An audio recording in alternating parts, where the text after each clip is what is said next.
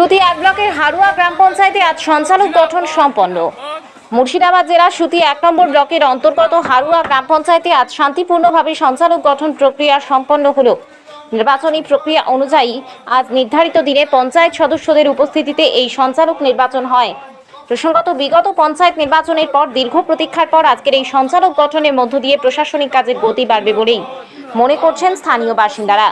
এই উপলক্ষে ব্লক প্রশাসনের তরফে কঠোর নিরাপত্তা ব্যবস্থা গ্রহণ করা হয়েছিল। গোটা প্রক্রিয়া শান্তিপূর্ণভাবে সম্পন্ন হওয়াতে প্রশাসনের তরফে স্বস্তি প্রকাশ করা হয়েছে। আজ এই সঞ্চালক নির্বাচন প্রসঙ্গে কি বললেন সিরাজুল ইসলাম, শুনুন। 2023 সালের পঞ্চায়েত নির্বাচনে হারুয়া গ্রাম panchayat CPM, Congress, BJP, RSP মিলে ওরা ভোট দখল করেছিল। হারুয়া গ্রাম পঞ্চায়েত 2023 সাল থেকে আজ পর্যন্ত কোনো উন্নয়নের কাজ হয়নি।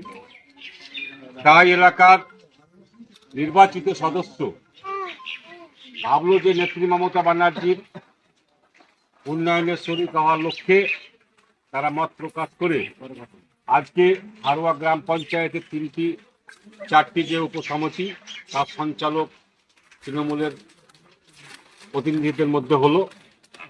এবং আপনারা এটাও জানেন যে হারুয়া গ্রাম পঞ্চায়েত বিধায়ক ইমানি বিশ্বাসের নেতৃত্বে যে সমস্ত উন্নয়নমূলক হয়েছে নেত্রী মমতা ব্যানার্জি উন্নয়ন কাজের টাকা থেকে, সেটা হয়েছে পঞ্চায়েত থেকে বিগত 2 বছর কোনো কাজকর্ম হয়নি। তাই এলাকার বাসীর যে জনপ্রতিনিধিগণের সতীর্থ হলে তারাকে আমি ধন্যবাদ জানাবো, যারা উন্নয়নের পক্ষে নেত্রী মমতা ব্যানার্জির হাতকে শক্ত করার লক্ষ্যে, বিধায়ক ইমানি বিশ্বাসের হাতকে শক্ত করার লক্ষ্যে আজকে এই হারুয়া গ্রাম পঞ্চায়েতের উন্নয়নকে এগিয়ে নেওয়ার জন্যে আজকে আমরা 4টি উপসমিতির সঞ্চালক নির্বাচিত করলাম। আগামী দিনে এই হারুয়া গ্রাম পঞ্চায়েতের উন্নয়ন অব্যাহত থাকবে এই অঙ্গীকার, এই প্রতিজ্ঞা করলাম। এবং হারুয়া অঞ্চল তৃণমূল কংগ্রেস সভাপতি লড়াকুর নেতা পটা শেখ তার নেতৃত্ব দিয়েছে। সমস্ত পঞ্চায়েতের মেম্বার যারা তৃণমূল থেকে নির্বাচিত হয়েছিল, আপনারা এটাও অবগত আছেন যে নির্বাচনের সময় আমাদের তৃণমূলের রিজার্ভ সিট আমরা হেরেছিলাম। আমাদের রিজার্ভ সিট হারার জন্য ভোট আমরা পাইনি।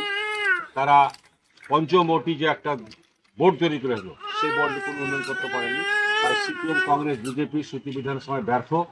ইমানি বিশ্বাস জানে, ইমানি বিশ্বাসের নেতৃত্বে আজকে হারুয়া অঞ্চলে আমরা এবং কটা শেখের নেতৃত্বে বোর্ড আমরা সঞ্চালক করলাম। আগামী দিন উন্নয়নটা অব্যাহত থাকবে। বিরোধীরা অভিযোগ করছে আপনারাই উন্নয়ন করতে দেননি, আপনারা আর উন্নয়ন করবেন না। এটা একটা ডাহা মিথ্যা কথা। উন্নয়নের যে স্ট্রাকচার করি একটা বিরোধীদের অভিযোগ বিরোধীদের সমস্ত অভিযোগ ভিত্তিহীন।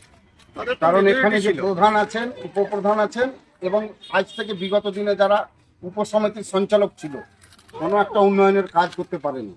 এই পঞ্চায়েত, হারুয়া পঞ্চায়েত বিগত বছর 1.5 থেকে অকার্য হয়ে আছে। কারণ একটাই, আমরা বিভিন্ন সময় বিভিন্ন উন্নয়নের প্রকল্প যা ফান্ড আসে, রাজ্য সরকারের যেগুলো আমাদেরকে ফান্ড দেয় পঞ্চায়েতের গ্রামীণ উন্নয়নের জন্য, আমরা সমস্ত রেজুলেশন যখন যেটা প্রয়োজন হয়েছে আমরা এই বর্তমান প্রধানকে রেজুলেশনে টেন্ডার প্রক্রিয়া বা উন্নয়নে খরচা করার জন্য আমরা রেজুলেশন কমপ্লিট করে দিচ্ছি। কোনো একটা পঞ্চায়েতে যাতে বাধা না আসে উন্নয়নে, সেটা আমরা কোনোদিন সিস্টেম প্রধান বলতেই পারবে না, তার এখতিয়ারই নাই বলার। কারণ আমরা রেজুলেশন বাই রেজুলেশন পাস করে দিয়েছি। হারুয়া অঞ্চলের সমস্ত সংসদের যাতে উন্নয়ন হয় সেই রেজুলেশন করে দিয়েছি। ওর সদ উদ্দেশ্য নাই যে ডিএম সাহেবের ওখানে বা বিডিও সাহেবের ওখানে দাঁড়িয়ে বলতে পারে যে কোনো বিরোধী মেম্বার তাকে বাধা দিয়েছে। কারণ অলরেডি রেজুলেশন করা আছে। ও চাইছে যে আমরা ওরা লুটে পুটে খাওয়ার জন্য অনলাইন টেন্ডারকে অ্যাপ্লাই করার চেষ্টা করছে। যেটা রেজুলেশনে আছে, সরাসরি অনলাইন টেন্ডারের জন্য আমরা রেজুলেশন কমপ্লিট করেছি। বর্তমান প্রধান বা প্রধানের স্বামী বা কিছু লোক, এই 9 গ্রামেরই একজন হেভিওয়েট মেম্বার, তিনি জনপ্রতিনিধি হয়েছেন, তিনি চাইছেন যে তার আস্কিতিরও পোষা কন্ট্রাক্টররা যেন অফলাইনে কাজ পায়। আর আমাদের নেত্রী মমতা ব্যানার্জি বলেছেন দুর্নীতি রুখতে অনলাইন টেন্ডার হবে, আমরা সেটাই টেন্ডার করি।